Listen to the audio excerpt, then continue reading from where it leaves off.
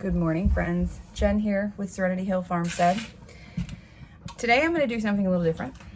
I'm going to share a day in the life of an herbalist. I have a lot of herbalism things to do today, and I want to just kind of show you what an inside look is and how I manage everything. Very first thing I have to do is I have to have my coffee. Now, my coffee is not really coffee. In our house, we call it coffee tea because, yeah, it's done. You want some? Okay, see? Because everybody wants it. So this is what I drink. I love coffee. I love coffee, but coffee does not love me. And I promise you're not going to hear the dog barking the entire time. But it's the Ticino brand. This is the Java one, which is not my first choice, but our local health and wellness store, yes, this one. Our local health and wellness store did not have the one that I normally get. I normally get the hazelnut one. I really love the hazelnut one, but I love hazelnut. So, okay, hang on, let me do mine and then you can get in here and do yours, okay? But there you go. And then I use, if I don't have homegrown stevia, which rabbits ate most of our crop this past year, then I use this pure, can I have a spoon, please? Is this mine? Yes, can I have a spoon, please? One of the smaller spoons, please. And I just do a little bit of that and a little bit of, I prefer heavy whipping cream, but all I have this morning is organic milk. So we'll do a little bit of that, and it's very tasty. I use not even a teaspoon of stevia because stevia is strong. So anyway, if you are looking for a coffee substitute to kind of, you're in my cabinet, to kick the coffee habit, this is fabulous. It's got prebiotics. It is acid-free, caffeine-free, coffee-free. This is the Java one. It's like a medium roast. Delicious, and it doesn't take very much. So this thing right here, making it almost every day, will last me a month. So that's very nice. So the reason that I am going to kind of give you a sneak peek in a day in the life is because number one, it's fun. It's fun. It's just fun. Number two, I get a lot of questions as to how I do all of the things that I do, and specifically with all of that right there. So I'm going to share how I do a little bit of that, and you're going to see what all that looks like, what all goes into it, because as big as impressive as this is, it's not as time consuming as you think it is.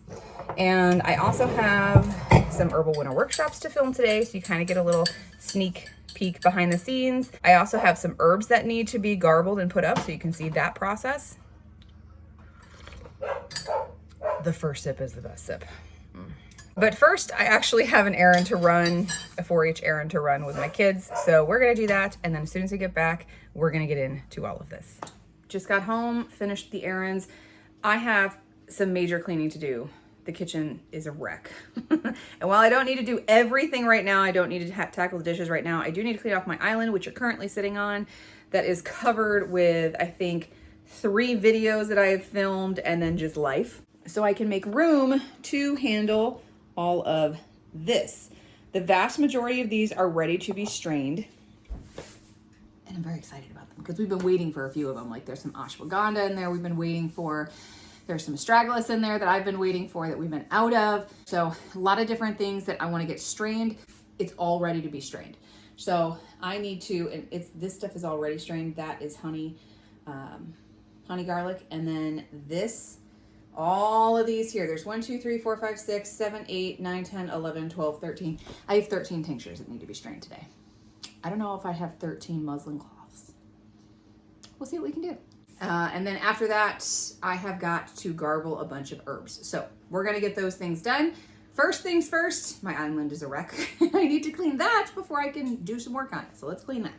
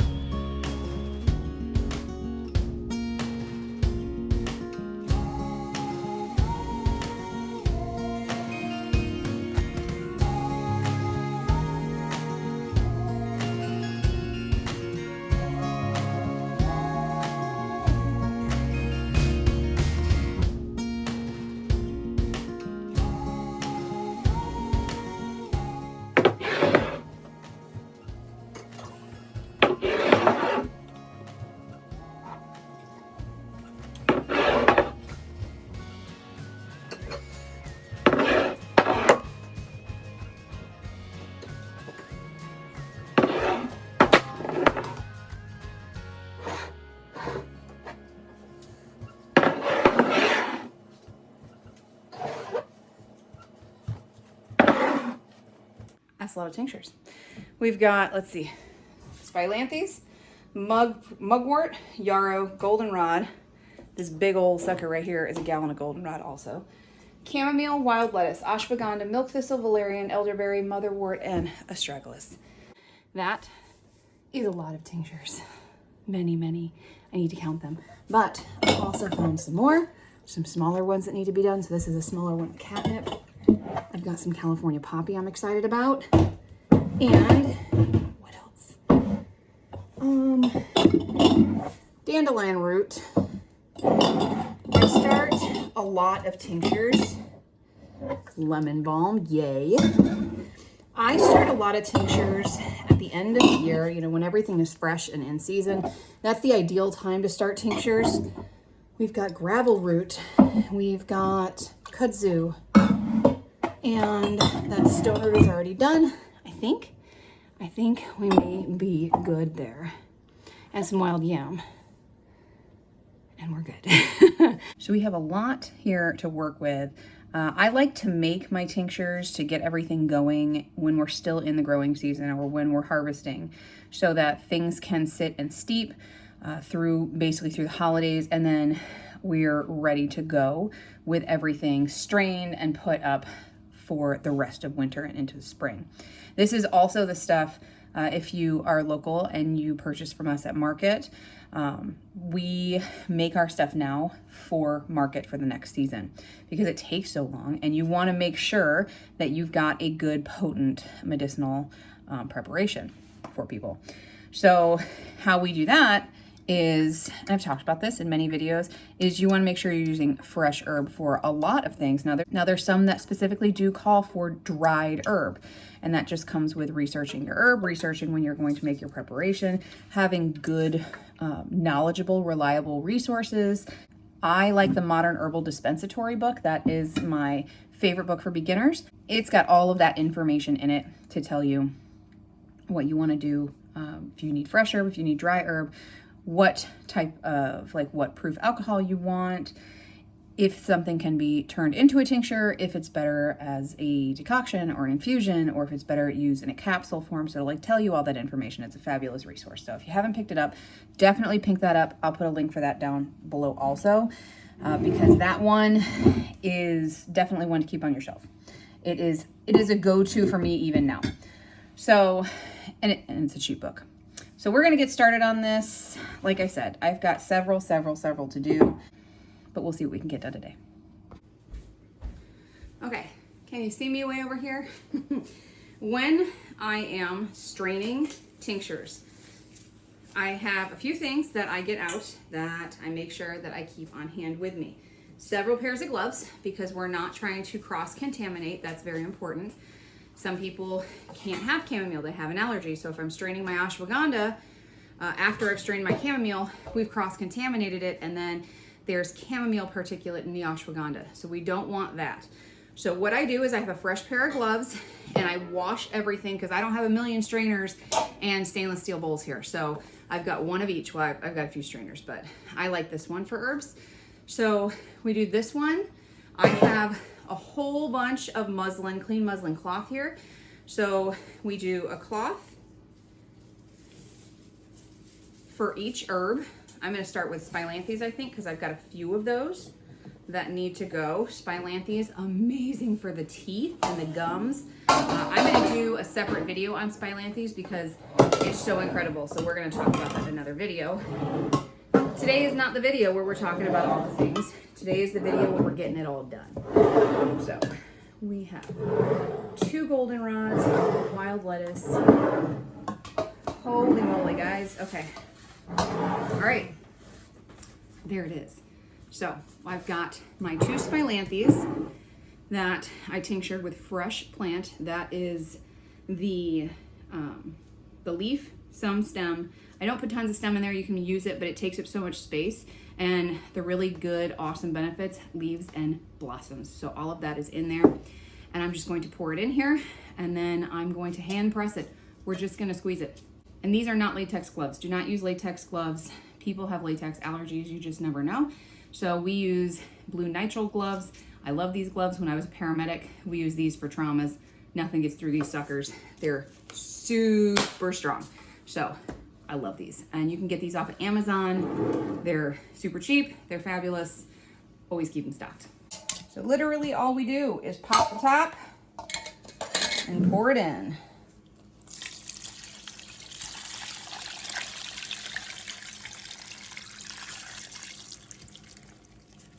And go in and get the plant matter.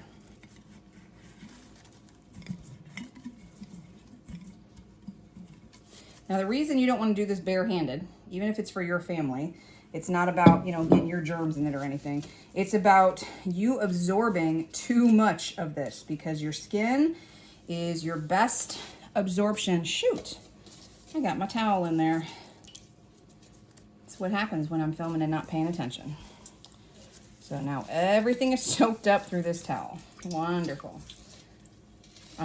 But your skin absorbs all this, right? Your skin absorbs a lot, and you don't want to, in essence, I mean, I don't want to say overdose yourself, but I mean, take in too much of it, I guess, which I guess would be the very definition of overdosing, doing too much.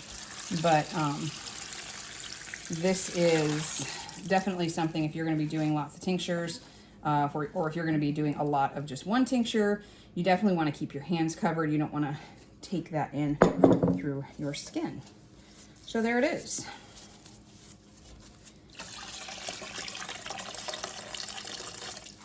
Just squeeze, squeeze, squeeze. These are my muslin cloths that I got. I don't know if I got these from Walmart or if I got them off Amazon. All of this will just get dumped into the garbage. No, I do not compost this because it's filled with vodka. It's filled with liquor. So, unfortunately, it gets wasted, but that is okay. All the benefits are in here. So I have a ladle, and I've got my stainless steel thing that I just washed, and I'm just gonna ladle it in. Now, I'm using the same jars. I'm not bottling anything today. I'm not doing anything fancy. I am just putting them back into the jars for storage. I prefer to keep them in my jars for storage because, honestly, it's easier to store. It's easier to store and keep track of these big things than it is to put them in little bottles and then try and keep track of how much I have in there. And there it is. Super simple. I mean, it's so easy to do this. It's really just time. It's just making it a priority. If you're doing this on a small scale, it's what most people would do. I'm making a mess. I need to pay attention to what I'm doing. You know, what most people would be doing, just doing it for their family, it does not take a whole lot of time. It takes maybe 10 minutes to strain a tincture, to gather, and we're talking gather all your supplies, get your tincture out, set yourself up, wash your hands, get your gloves, strain it, squeeze it, rebottle it, and clean up. 10 minutes, you're done. I just made a big mess. It's not a complex thing. I think a lot of people make it more complex than it is. It is literally this simple, guys. Anybody can do this. Beautiful, clear Spilanthes tincture is going to go back on the apothecary shelf. Okay, we've got everything cleaned out. I'm getting a new pair of gloves on, and I'm going to I'll use the same towel to dry everything in between uses. I dry everything really good so we don't get any extra water content in between. And that's pretty much it. That's pretty much the way this whole thing goes.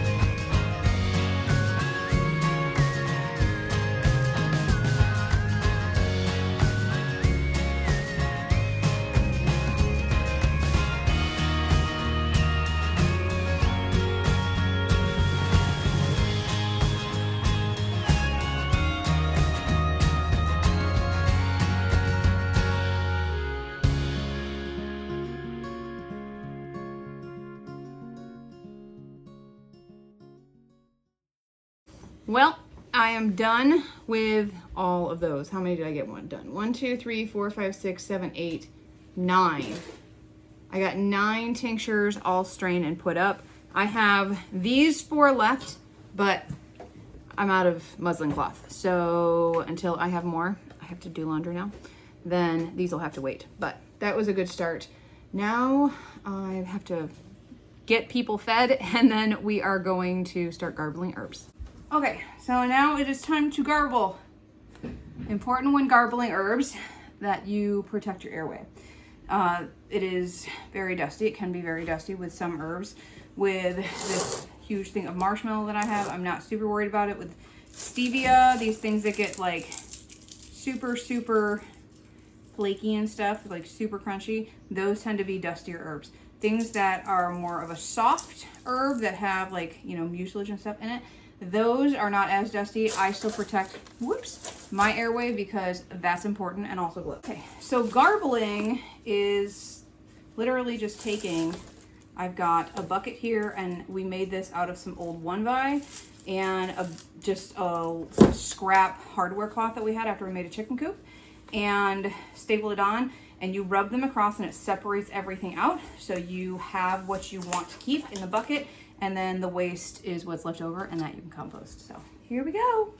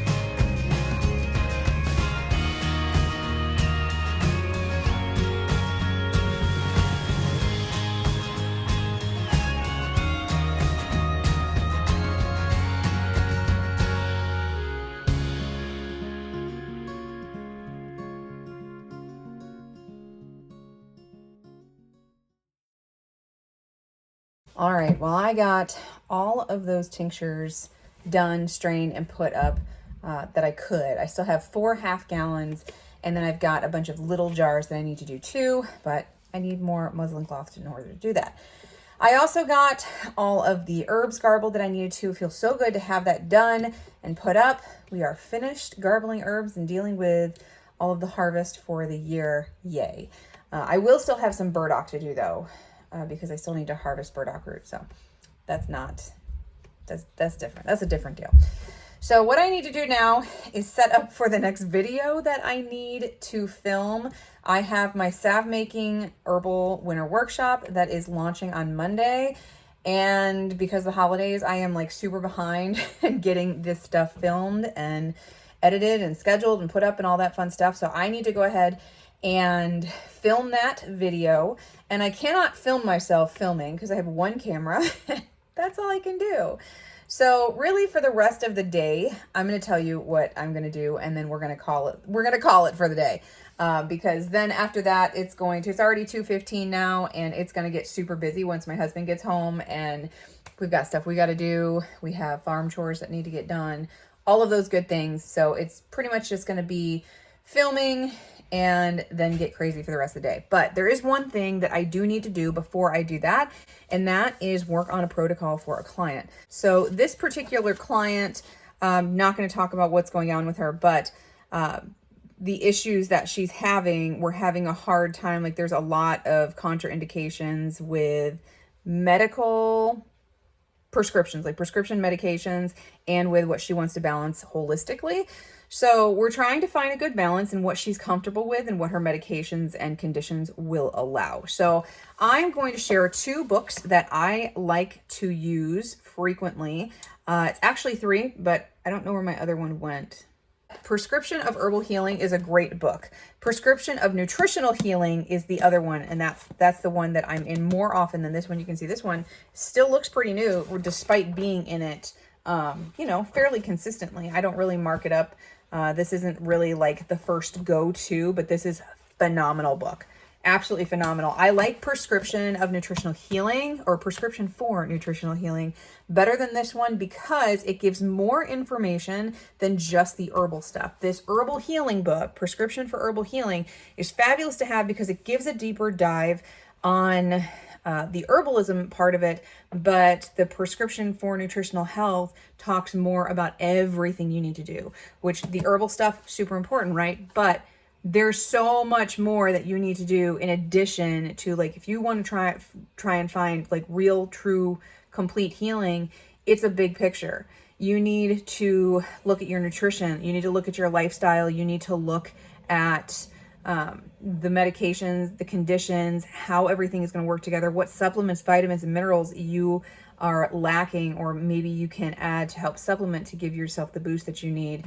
And you need to work together with your practitioners, arming yourself with all the information, taking it to your practitioners, and then finding a good protocol that's going to work for you. And it's a journey and it's hard.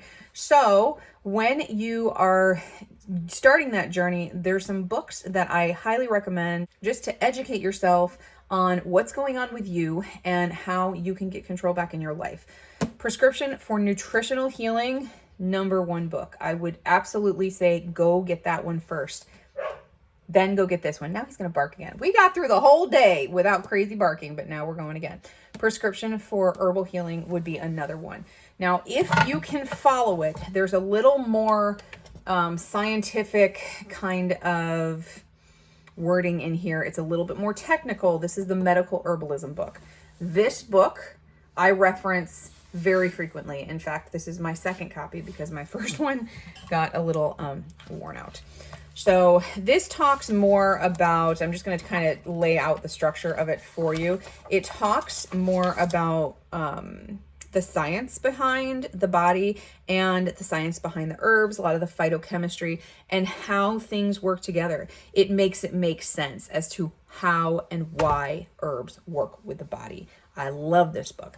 I love the way it is laid out.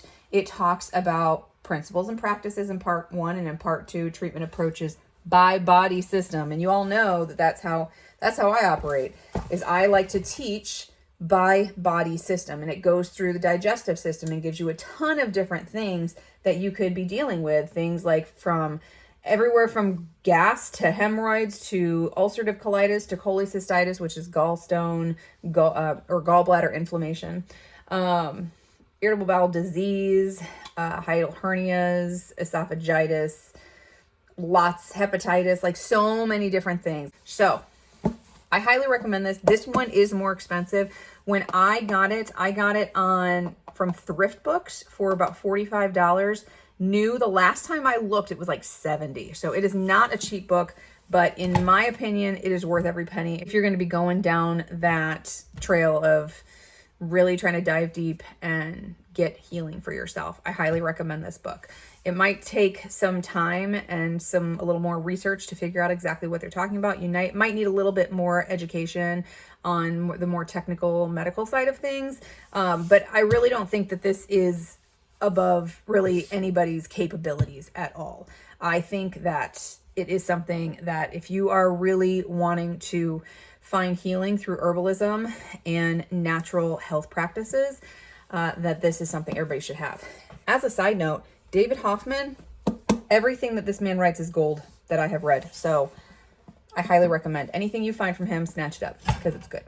As a quick side note, I had mentioned that we are moving into a camper, and we are in the process of purging, and I have been wanting to kind of share that because I know some people have been interested in it. You guys are here with me hearing the things, especially if you're joining the lives, you're asking all of the questions, and we're talking about it there. But I want to kind of share little snippets here and there about what we are doing and how everything is looking and just that journey. But I know there's going to be some people that want to see like the purging and all that stuff. So ta-da, purging.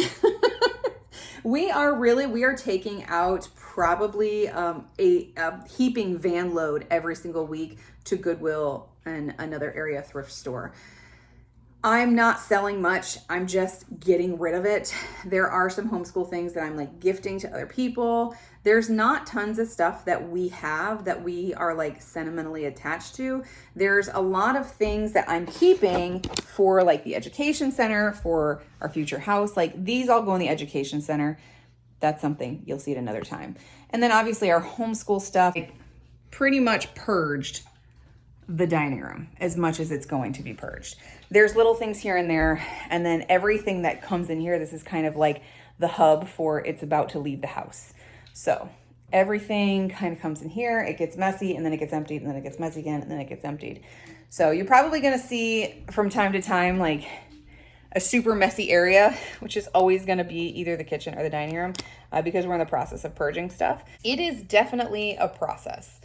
It has not been super hard yet because I think right now there's so much excess in our house that it's not hard to purge. Even the kids are not having a hard time purging. They're kind of just like, yeah, I don't need this. Nah, I don't want this. And even if they get kind of hung up, I go, do you really like that? Or do you want to bless somebody else with it? And they're like, yeah, we'll give it to somebody else. And they're fine and they let go. I do have 2 kids that are probably going to get to a point where they're going to struggle, but they're very motivated. They want to be out on the farm. They want to be living in the camper so that we can figure out the house and we can just be out there with our animals and on our land where we don't have to worry about neighbors and we don't have to worry about restrictions and we don't have to travel back and forth. We can just be out there where we belong. So as we get further into this journey, I am going to share a little bit more of it. We are going to look at campers tomorrow too. So we'll see. We're not buying anything. We are not at the point where we're ready to purchase yet, but we do need to start narrowing down things and start finding things that we like. There is one that we found that we love. It is a 5th wheel. It has 2 bedrooms and 2 bathrooms and like this big common area and a loft. It's an incredible camper. And it's a $100,000 camper. And I don't know about you, but I do not have that kind of budget to spend on the camper. And it's an incredible deal, this camper, because it's being sold on consignment for like half of what it's worth, and it's never been used. It's kind of a sad situation where the man bought it with his wife because they wanted to travel, and then she passed away and he just wants to get rid of it. He doesn't want to be bothered with it. He just wants it gone. And he's selling it for dirt cheap, and they never once used it. So that one we love. We're just not quite ready to purchase yet. We're getting there, but we're just not quite there yet. And we're hoping that it sticks around and then we can just kind of snatch that one up. We really, really love it. But again, the price has to be right. So we'll see what we see when we see it. But until then, we need to kind of narrow it down. So going tomorrow and looking at some other things, looking at some different floor plans, seeing some different options, that is a wise move, I think. And we'll go from there. But yeah, I will share little bits here and there along the way because I think the story is interesting, and honestly, I really want to have the video journal looking back at it over the years once we're there and our farm grows and the homestead grows and our children grow. I want to be able to look back and see the journey, because this is just as much like this space, this YouTube space is just as much for our family as it is for you guys. So as far as the day in the life stuff goes, I'm going to wrap that up for today. Like I said, the rest of the day is just going to be a little bit of research and then a lot more filming. So I hope you guys have a great day. Thanks for joining me today, and we will see you in the next video. Bye.